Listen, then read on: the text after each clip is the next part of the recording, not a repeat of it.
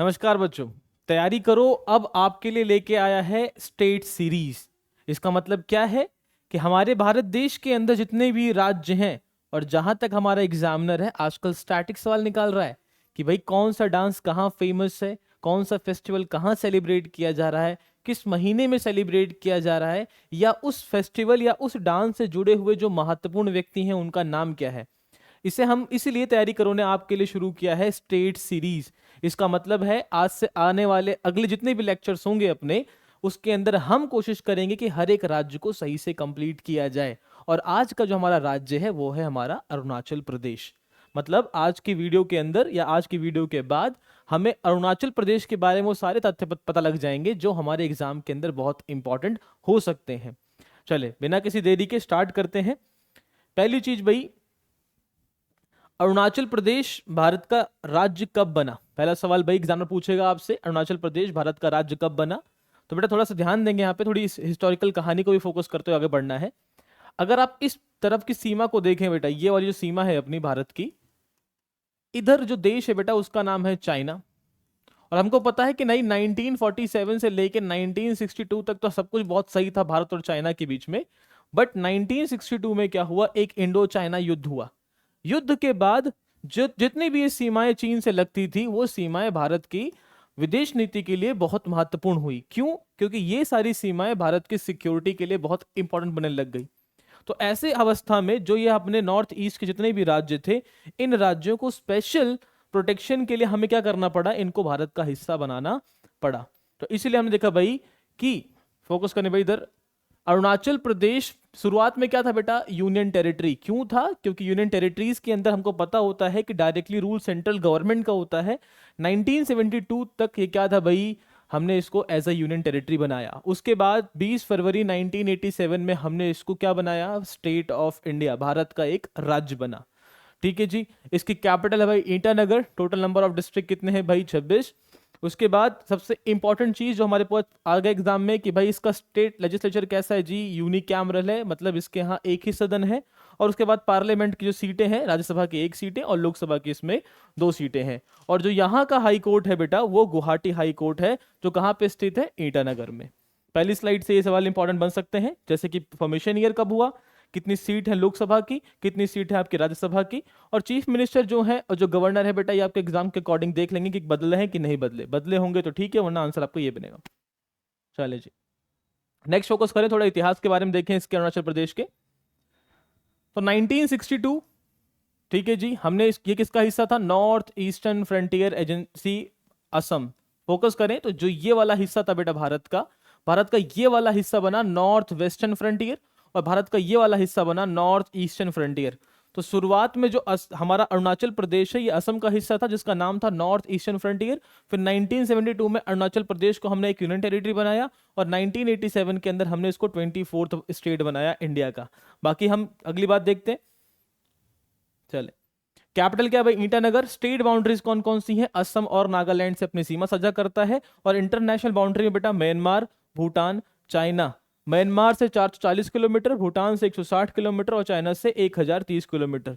और जो सीमा इंडिया और चाइना के बीच अरुणाचल प्रदेश में स्थित है, उस सीमा को हम कहते हैं बेटा मैक मोहन लाइन। कौन सी लाइन कह रहे हैं इसको, मैक मोहन लाइन। समझे क्या कह रहा हूं मैं, कि जो ये वाली सीमा है भारत और चीन के मध्य वाली, ये वाली सीमा बेटा, इसको हम कह रहे हैं मैक मोहन लाइन। एग्जाम का सिंपल सवाल कि मैक मोहन लाइन कौन से 2 देशों की सीमा है, चीन और इंडिया में। इंडिया के किस राज्य में है, अरुणाचल प्रदेश में।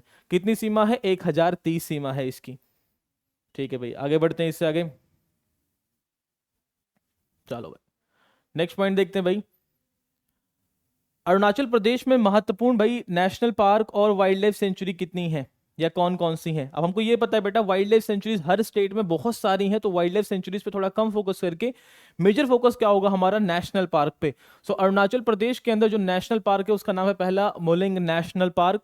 दूसरा कौन सा है, Namdapha national park. Moulding national park, Namdapha national park. और याद रखेंगे भाई नामदफा नेशनल पार्क होने के साथ साथ एक टाइगर रिजर्व भी है।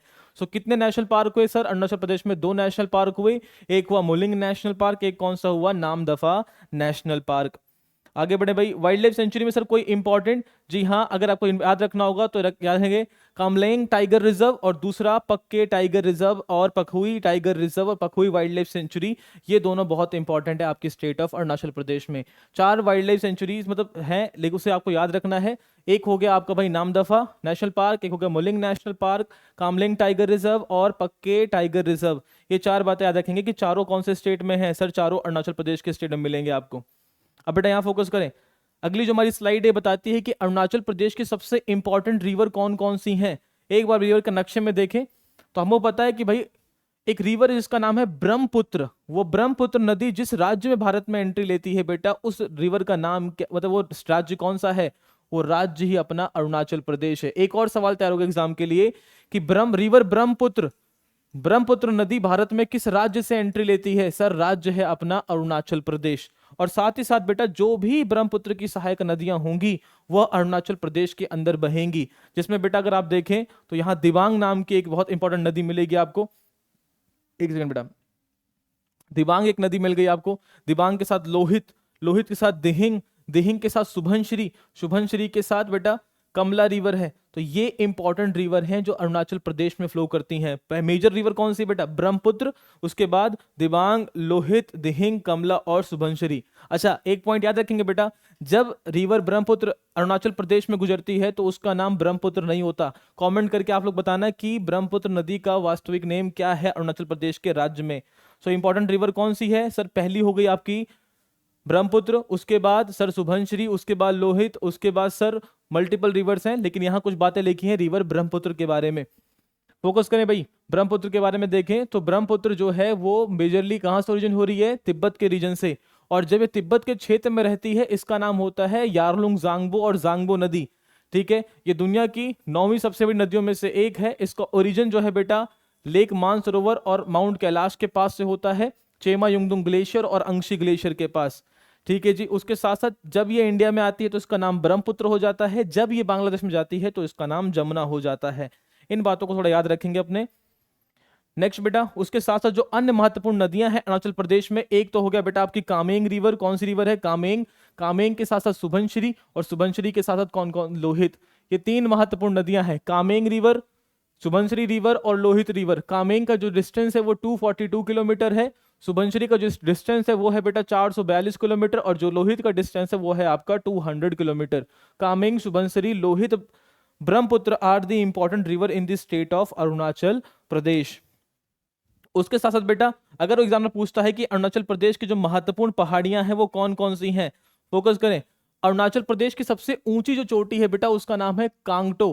क्या है भाई पीक का नाम, सर कांगटो नाम का एक पीक है, एक शिखर है 7090 मीटर का, जो कि अरुणाचल प्रदेश की सबसे ऊंची चोटी में से एक है। उसके साथ साथ डाफला, मीरी, अबोर, मिशमी की पहाड़ियां भी अरुणाचल प्रदेश के राज्य में हैं। कौन कौन सी सर, डाफला की पहाड़ियां, सर मीरी की पहाड़ियां, अबोर की पहाड़ियां और मिशमी की पहाड़ियां। निमोनिक बना ले भाई, DMAM, डाफला, मीरी, अबोर, मिशमी, डाफला, मीरी, अबोर, मिशमी, डाफला, मीरी, अबोर, मिशमी और कांगटो। ये कहाँ की पहाड़ियां हैं सर, ये सारी पांचों की पांचों पहाड़ियां जो हैं ये अरुणाचल प्रदेश के राज्य की हैं, जिसमें कांगटो सबसे ऊंची पीक है कहाँ की, अरुणाचल प्रदेश की, जिसकी टोटल हाइट कितनी है सर 7090 मीटर। ठीक है जी, आगे बढ़े भाई। उसके बाद इन पहाड़ों के बारे में बेटा आप देख लेंगे, PDF कमेंट में रहेगा आपके। नेक्स्ट अगला एग्जाम का सवाल पूछता है कि अरुणाचल प्रदेश की जो महत्वपूर्ण पासेज हैं वो कौन कौन से हैं बेटा, तो याद रखेंगे अरुणाचल प्रदेश के इस तरफ के रीजन में जो देश है उसका नाम है भूटान, इधर अपने म्यांमार और ऊपर अपने भाई चाइना। ठीक है जी, तो देखते हैं भाई सबसे इंपॉर्टेंट पास जो एंट्री लेते हैं मिलेगा कौन सा है, वो बॉमडिला पास। हम यहाँ वेस्ट से ईस्ट की तरफ मूव कर रहे हैं तो पहला पास मिला आपका बॉमडिला पास। दूसरा इंपॉर्टेंट पास कौन सा है बेटा, योंगयाप पास। योंगयाप पास की सबसे खास विशेषता क्या है कि मैंने कहा था भाई रिवर ब्रह्मपुत्र इंडिया में एंट्री लेती है कहां से सर, रिवर ब्रह्मपुत्र एंट्री लेती है आपकी कौन से राज्य में, अरुणाचल प्रदेश में। और किस पास के नजदीक से ये एंट्री लेती है, सो आंसर बना सर योंगयाप पास वो दर्रा है जहां से ये रिवर भारत में एंट्री लेना शुरू करती है। उसके बाद दिहांग पास, डाइफर पास, उसके बाद लेखा पानी पास और छन पास। ये इंपॉर्टेंट पासेस हैं आपके अरुणाचल प्रदेश के। सबसे इंपॉर्टेंट बेटा बॉमडिला पास, योंगयाप पास, डाइफर पास और लेखा पानी पास। ये 4 पास बहुत इंपॉर्टेंट है आपके स्टेट ऑफ अरुणाचल प्रदेश में। नेक्स्ट स्लाइड में आके भाई अब इंपॉर्टेंट डांसेस की बात कर लेते हैं। हम सिर्फ डांस का नाम देखेंगे भाई। पहला डांस कौन सा है सर? पहला डांस है बुया डांस। बुया डांस कहाँ का प्रसिद्ध डांस है? अरुणाचल प्रदेश के राज्य का फेमस डांस बुया डांस। दूसरा बेटा छालो डांस। कौन सा डांस है? छालो नृत्य सबसे प्रसिद्ध कहाँ का है भाई? अरुणाचल प्रदेश का छालो नृत्य बहुत प्रसिद्ध है। उसके बाद वांचो डांस कहाँ का प्रसिद्ध है? अरुणाचल प्रदेश का। 3 डांस कौन कौन से हो गए? बुया डांस, छालो डांस और उसके बाद वांचो डांस, 3 डांस। उसके बाद बेटा पासीकोंगी, ये भी एक अनदर डांस फॉर्म है। कहाँ का भाई? अरुणाचल प्रदेश का। और उसके बाद फोंगुंग डांस और फिर उसके बाद पोपी डांस और फिर बारदो छम। अब सर इनमें से इंपॉर्टेंट कौन सा है बेटा? बारदो छम। एक सेकंड, बारदो छम याद कर लेंगे आप। उसके बाद आप याद करेंगे पासी डांस, वांचो डांस, चालो डांस, बुया डांस। मेजर इंपॉर्टेंट चालो और बारदो छम से बार बार सवाल पूछा गया है तो इन पे बहुत ध्यान देंगे। छालो डांस और बारदो छम famous in the state of Arunachal Pradesh. Important festival कौन कौन से मनाए जाते हैं बेटा? तो पहला फेस्टिवल जो बहुत इंपॉर्टेंट है यहाँ पे वो है लोसनार फेस्टिवल इन अरुणाचल प्रदेश। कब मनाया जाता है? तिब्बतन न्यू ईयर कहते हैं बेटा इसको। सिर्फ जनरली अरुणाचल प्रदेश में नहीं, सिक्किम के क्षेत्र में मनाया जाएगा। कब महीने में? तिब्बतन कैलेंडर के फरवरी में और मार्च के महीने में शुरुआत में, ठीक है। और महायान बुद्धिस्ट के जो लोग हैं वो सेलिब्रेट करते हैं इस फेस्टिवल को। पहला फेस्टिवल कौन सा है? लोसनार फेस्टिवल। दूसरा कौन सा है? सोलुंग फेस्टिवल। कब? सितंबर के महीने में। कौन सा कबीला मनाता है? आदि कबीला मनाता है। हार्वेस्टिंग मतलब एग्रीकल्चर फेस्टिवल है। नेक्स्ट बेटा उसके बाद ड्री फेस्टिवल। बार बार एग्जाम में आने वाला सवाल भाई, ड्री फेस्टिवल कहाँ का फेमस फेस्टिवल है? अरुणाचल प्रदेश का। किस महीने भाई? जुलाई के महीने में। किस तारीख को? 5 तारीख को। किस कैसा है भाई? एग्रीकल्चर फेस्टिवल है। ठीक भाई, ठीक, इतना क्लियर।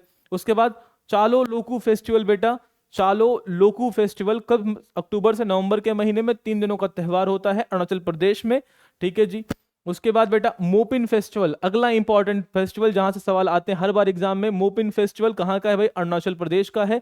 किस ट्राइब के द्वारा? सर गालो जनजाति है उसके द्वारा मनाया जाता है। कब मनाया जाता है? सर अप्रैल के महीने मनाया जाता है। रेस्ट इन्फॉर्मेशन आप लोग पढ़ लेंगे बेटा। उसके बाद बेटा पांगसुआ पास विंटर फेस्टिवल। जनरली ये फेस्टिवल कुछ खास है नहीं, बट हाँ अरुणाचल प्रदेश का एक इंपॉर्टेंट फेस्टिवल तो नहीं कह सकता, बट है एक फेस्टिवल विंटर्स के महीने में। 2007 में शुरू किया गया था इसको। विंटर के महीने में मनाया जाएगा बेटा। 3 दिनों का फेस्टिवल होगा जनवरी के महीने में। चलें भाई, उसके बाद जीरो म्यूजिक फेस्टिवल। ये बहुत बहुत छोटे फेस्टिवल्स में से एक है बेटा। जीरो एक प्लेन क्षेत्र है, पहाड़ की घाटी है, वहां इस फेस्टिवल को मनाया जाता है, ठीक है। और उसके बाद बेटा लास्ट और सबसे इंपॉर्टेंट ट्राइब कौन कौन से रहते हैं बेटा? सो भारत मेजरली कहता है कि 26 मेजर ट्राइब्स हैं वहां पे, जो कि 100 सब ट्राइब्स हैं वहां पे। 26 मेजर ट्राइब, 100 सब ट्राइब्स। सबसे इंपॉर्टेंट ट्राइब्स हैं वो आदि ट्राइब, जिसे अबोर कहते हैं हम। उसके बाद हुरसो, अबतानी, न्याशी, तागिन, गालो, मिशमी। सबसे इंपॉर्टेंट सर वही बेटा जो पहाड़ी थी, डाफला, मेरी, अबोर, मिशमी। अबोर, मिशमी, गालो, ये 3 बहुत इंपॉर्टेंट ट्राइब है। बाकी मोनपा याद कर लेंगे। कुछ क्षेत्र जो नागालैंड का क्षेत्र है वहां पे नागा ट्राइब फेमस है। तो ये इंपॉर्टेंट है आपके एग्जाम के प्रोस्पेक्टिव से। एग्जाम जनरली क्या पूछ रहा है बेटा आजकल? अगर आप फेस्टिवल पढ़ रहे हैं तो देखें किस महीने मनाया जा रहा है वो। साथ ही साथ अगर आप डांस पढ़ रहे हैं तो देखिए उस डांस में अटायर कैसा है, किस तरह की वेशभूषा को अपनाया गया है उस डांस के अंदर। तो ये मेजर फैक्ट्स हैं जो आपको अरुणाचल प्रदेश के बारे में पता होने चाहिए। अगली स्लाइड में फिर हम अल्फाबेटिकली एक नई स्टेट को देखेंगे। तो जनरली पहले अपन ए स्टेट कंप्लीट करेंगे, फिर बी स्टेट, फिर सी स्टेट, फिर डी स्टेट। 28 वीडियोस के अंदर 28 स्टेट खत्म, जिसके अंदर आपकी पूरी स्ट्रैटेजी के कवर कर ली जाएगी। चलो, थैंक यू।